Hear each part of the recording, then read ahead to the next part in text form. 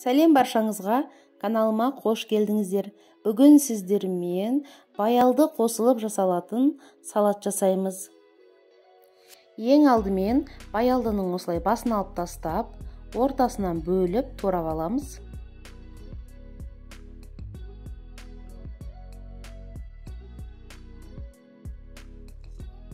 Турап алған баялдымызды бөлек бір ыдысқа салып, бір ас қасық тұз қосып, су құйып қоямыз. Баялдының қышқылтым дәмін алу үшін осылай қойып қоямыз.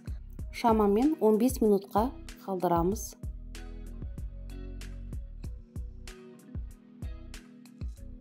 Қызанақтарымызды турап аламыз.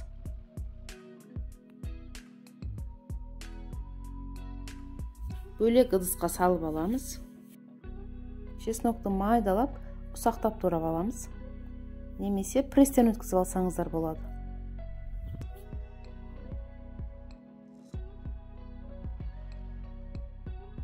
Енді баялдымызды судан алып, осындай қағаз сүлгілеріне қойып кептіріп аламыз.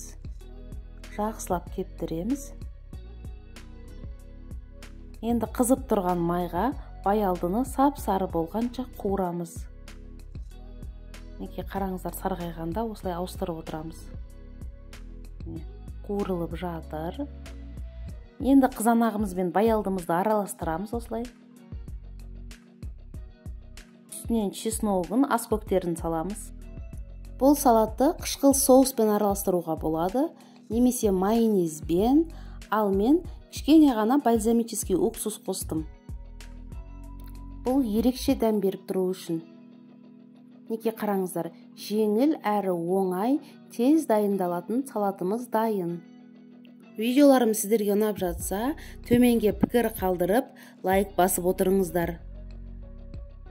Астарыңыз дәмді болсын.